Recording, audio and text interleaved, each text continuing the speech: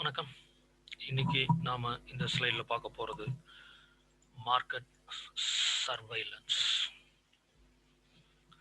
உலகத்துல நிறைய பேருக்கு, முக்கியமா தனிநபர்களுக்கும் சரி, இல்ல பெரிய பெரிய நிறுவனம் கார்பரேட் நிறுவனங்களுக்கும் சரி, ஒரு பிடிக்காத வார்த்தை அப்படின்னு சொன்னீங்கன்னா சர்வைலன்ஸ், மேற்பார்வையிடுதல்.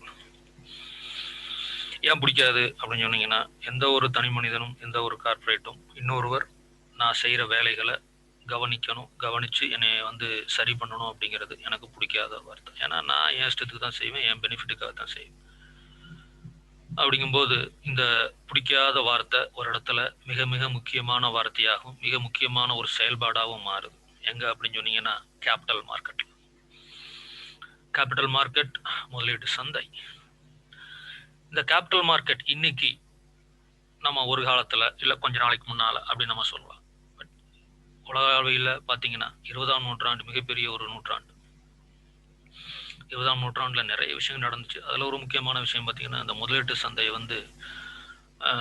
எதிர்பாராத விதமாக மிகப்பெரிய ஒரு வளர்ச்சி. என்ன காரணம் அப்படின்னா, 2 காரணங்கள். ஒன்று என்ன காரணம் அப்படின்னு சொன்னீங்கன்னா, மத்திய வர்க்கம், that mean middle class people, அவங்களுடைய வருமானம் என்ன ஆச்சுன்னா உயர ஆரம்பிச்சது.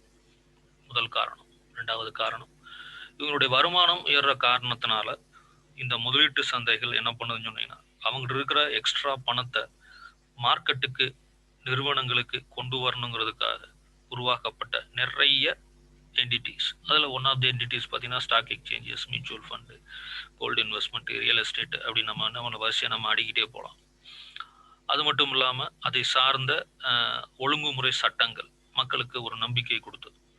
அப்போ இந்த விஷயங்கள்லாம் சேர்ந்து என்ன ஆச்சுன்னா, இந்த கேபிட்டல் மார்க்கெட், இந்த முதலீட்டு சந்தை என்னதுன்னா மிடில் கிளாஸ் பீப்புளுக்கு நிறைய ஆப்பர்ச்சுனிட்டிஸ் கொடுத்தது.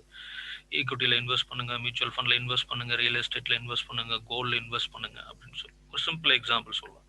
2004 2005 பார்த்தீங்கன்னா ஒரு ஒரு கிராம், அதாவது 8 கிராமோடைய வேல்யூ பார்த்தீங்கன்னா நாட் மோர் தென் தட் 8000 ரூபாய் என்னமோ சம்திங், அவ்வளோதான். அதுக்கு மேலே கிடையாது. ஒரு கிராமே 750 ரூபா என்னமோ தான் வரும். ஸோ அது பார்த்தீங்கன்னா ஒரு 3600 ரூபா இல்லை 4500, 2005 வரைக்குமே ஒரு கோல்டோட ரேட்டே அவ்வளோதான். 3600 தான் மேக்ஸிமம். ஆனால் வித்தின் ஒரு 15 இயர்ஸில் பாருங்க, இன்னைக்கு ஒரு ஒரு ஒரு ஒரு ஒரு பவுன், தட் மீன் 8 கிராமோட கோல்டு கிட்டத்தட்ட 35,000 பக்கத்தில் நிற்குது. ஸோ எதனால வந்தது?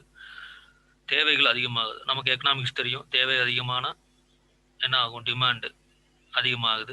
ஸோ டிமாண்ட் அதிகமாகும் போது விலை நேச்சுரலாகவே என்ன ஆக ஆரம்பிக்கும், கூட ஆரம்பிக்கும். ஏன்னா இதெல்லாம் ப்ரீஷியஸ் மெட்டீரியல். அப்போ ஒரு பக்கம் ஏன் தேவை அதிகமாகுதுன்னா வருமானம் அதிகமாகுது. ஸோ வருமானம் அதிகமாகும் போது தேவை அதிகமாகுது, தேவை அதிகமாகுது, விலை என்ன பண்ணுது, கூட ஆரம்பிக்கும். ஸோ அப்போ இப்போ இவ்வளோ தேவைகள், இவ்வளோ வருமானங்கள் இருக்கும்போது இத்தனை பேர் சேர்ந்து ஒரு இடத்துல என்ன பண்ணுறாங்க, வேலை செய்கிறாங்க அப்படின்னீங்கன்னா, பணத்தை போட்டு பணத்தை எடுக்கிறாங்கன்னு சொன்னீங்கன்னா, அப்போ எல்லாருக்குமே ஒரு சரிசமமான வாய்ப்பு, யாரும் யாரையும் ஏமாத்தாம எந்த டிரான்சாக்ஷன்ஸும் தவறா போகாம இருக்குன்னு சொன்னீங்கன்னா, இந்த வார்த்தை சர்வைலன்ஸ் அப்படிங்கிறது தவிர்க்க முடியாதது. மேற்பார்வையிடுதல், looking into matter. It's very important. So நாம இதில் நம்ம என்ன பண்ண முடியாது, எஸ்கேப் பண்ண முடியாது. அது மட்டும் இல்லாம ஒரு எஃபெக்டிவ் சர்வைலன்ஸ்ல அப்படின்னு சொல்றோம்னா, ஒரு கேபிட்டல் மார்க்கெட்டை பத்தி சொல்றோம்னா, அது ரொம்ப ஒரு ஒரு ஒரு கடுமையான ஒன்று. 2வது பார்த்தீங்கன்னா நிறைய மெனக்கடல்கள் தேவைப்படுகின்ற ஒன்று. என்ன காரணம் அப்படின்னு சொன்னீங்கன்னா, ஒவ்வொரு ஸ்டாக் எக்ஸ்சேஞ்சிலையும் ஒவ்வொரு கேபிட்டல் மார்க்கெட்லையும் இது ஒரு இன்பில்ட் ரெகுலேட்டரி ப்ராசஸ். அதாவது அவங்க ரெகுலேஷன் பண்றதுல ஒரு முக்கியமான ஒரு விஷயம். இது செஞ்சே ஆகணும். அப்ப ஒரு எஃபெக்டிவ் சர்வைலன்ஸ் அச்சீவ் பண்ணணும்னு சொன்னீங்கன்னா, எதுக்காக பண்றோம் அப்படின்னு சொன்னீங்கன்னா, இன்வெஸ்டாருடைய நலன், இன்வெஸ்டார் ப்ரொடெக்ஷன், மார்க்கெட் இன்டெகிரிட்டி, சந்தையினுடைய நம்பிக்கை. அடுத்து பாத்தீங்கன்னா கேபிட்டல் மார்க்கெட் இம்ப்ரூவ்மெண்ட் ஆர் டெவலப்மெண்ட்னு சொல்றோம், சந்தை, மூலதன சந்தையின் வளர்ச்சி. இந்த மூணையும் நம்ம கருத்துல கொண்டு நம்ம செய்யும் போது இது நிறைய மெனக்கடலும் நிறைய தேவைகளையும் உருவாக்கக்கூடிய ஒரு விஷயமா என்ன பண்றோம், நாம பாக்குறோம். ஒரு ஒரு ஒரு சர்வைலன்ஸோட, ஒரு நல்ல ஒரு சர்வைலன்ஸ் உடைய முக்கியமான குறிக்கோள் என்னவா இருக்குன்னு சொன்னீங்கன்னா, பிரச்சனைகளை உடனடியா ஐடென்டிஃபை பண்ணணும். அப்படி உடனடியா நம்ம ஐடென்டிஃபை பண்ற பிரச்சனைகளை உடனடியா அதுக்கு நம்ம என்ன பண்ணணும், சால்வேஷன் கொடுக்கணும், ஒரு சொல்யூஷன் கொடுக்கணும். அப்படி கொடுக்கலன்னு சொன்னீங்கன்னா, அது வெவ்வேறு விதமான பிரச்சனைகளை கொண்டு போய் சேர்த்துரும். ரைட். இது எப்படி சார் பண்றாங்க அப்படின்னு சொன்னீங்கன்னா, இந்தியாவில் இருக்கின்ற ஒவ்வொரு ஸ்டாக் எக்ஸ்சேஞ்சுமே இதை மேண்டேட்டரியா செய்யணும். இன்பில்ட். தட் மீன் அவங்க லைசன்ஸ் வாங்கும்போது இது வந்து ஒரு அடிப்படையான குறிக்கோளா குறிப்பிடப்படுகின்றது. நம்ம ஏற்கனவே படிச்சிருப்போம். டிமியூச்சுவலைசேஷன் அப்படிங்கிற ஒரு கான்செப்ட் படிச்சிருப்போம். ஸ்டாக் எக்ஸ்சேஞ்சினுடைய ஓனர்ஸுக்கும் ஸ்டாக் எக்ஸ்சேஞ்ச் மேனேஜ்மெண்ட்டுக்கும் எந்த சம்பந்தமும் இருக்கக்கூடாது. என்ன காரணம்னா, ஒன் ஆஃப் த ரீசன் என்ன, தப்பு நடக்காம இருக்கணும் அப்படிங்கிறதுக்காக. இந்த விஷயங்களை ஸ்டாக் எக்ஸ்சேஞ்சில் செய்யும் போது நிறைய பிரச்சனைகள் வரும். ஏன்னா ஒரு ஸ்டாக் எக்ஸ்சேஞ்சுங்கிறது ஏதோ வந்து ஒரு 10 கிலோமீட்டர் 20 கிலோமீட்டர் அப்படி லிமிட் எல்லாம் பண்ணிட்டு பண்றது கிடையாது. இன்னைக்கு டெக்னாலஜி இம்ப்ரூவேஷன் இருக்கிற காரணத்தினால உலகத்துல எந்த மூலையில இருந்து எந்த மூலைக்குனாலும் நீங்க என்ன பண்ணணும், எந்த நாட்டில் வேணாலும் இன்வெஸ்ட் பண்ண முடியும். அப்ப இதனுடைய வீரியம் அப்படி இல்லை, இதோட நம்பர்ஸ் அப்படின்னு பாத்தீங்கன்னா மிகப்பெரிய ஒரு பரவலாக்கப்பட்டது.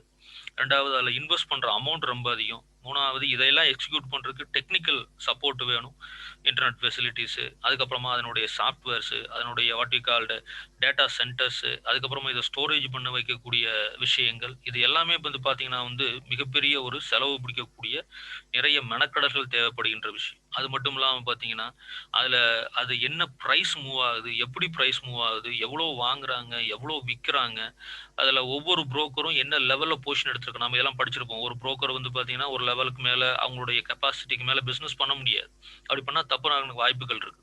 அதுக்கப்புறமா பார்த்தீங்கன்னா அதில் என்னென்ன பிரச்சனைகள், அதுக்கு என்ன மெக்கானிசம் வச்சிருக்கிறாங்க அப்படின்னு ஏகப்பட்ட விஷயங்கள் நம்ம பார்க்கும்போது இது ரொம்ப ரொம்ப வந்து ரொம்பவும் சிரமமான ஒரு விஷயம். அப்போ ஸ்டாக் எக்ஸ்சேஞ்சஸ் இதை எடுத்துக்கிறாங்க தன்னுடைய இன்வெஸ்டர்ஸ்க்கு சரி பண்ணுங்க. அது மட்டும் இல்லாமல் ஸ்டாக் எக்ஸ்சேஞ்ச் மட்டும் இல்லை, SEBI securities exchange board of India அவங்க என்ன பண்ணுறாங்கன்னு சொன்னீங்கன்னா ஸ்டாக் எக்ஸ்சேஞ்சு அவங்க சப்மிட் பண்ற ஒவ்வொரு ரிப்போர்ட்ஸையும் உன்னிப்பா கவனிக்கிறாங்க. அது மட்டும் இல்லாம அவங்களும் லைவா இந்த மார்க்கெட் ட்ரேடிங்ஸ் அவங்களும் வாட்ச் பண்றாங்க. தப்பு எங்காவது நடக்குது, அதை ஸ்டாக் எக்ஸ்சேஞ்சால கண்டுபிடிக்க முடியல, அவங்களால ப்ரெடிக்ட் பண்ண முடியலைங்கும் போது செபியே டைரக்டா இன்வால்வ் ஆகி அந்த பிரச்சனைகளுக்கு என்ன பண்றாங்க, சொல்யூஷன் கொடுக்குறாங்க. இது எப்படி சார் பண்றாங்க, ஸ்டாக் எக்ஸ்சேஞ்ச் பண்றாங்கன்னு சொன்னீங்கன்னா, ஸ்டாக் எக்ஸ்சேஞ்சஸ் என்ன பண்றாங்க, இதுக்குன்னு நிறைய மெனக்கட்டுறாங்க, பெரிய டெக்னிக்கல் சப்போர்ட் இருக்குது. இதை வந்து ஒரு ரியல் டைம் பேசிஸ்ல அவங்க என்ன பண்றாங்க, வாட்ச் பண்றாங்க. இப்போ ரியல் டைம் பேஸில் பண்ணுறாங்கன்னா இதனுடைய சர்வர்ஸ், கம்ப்யூட்டர் சர்வர்ஸ்னு சொல்லுவோம், டேட்டாவெல்லாம் ஸ்டோர் பண்ணியிருக்கணும்.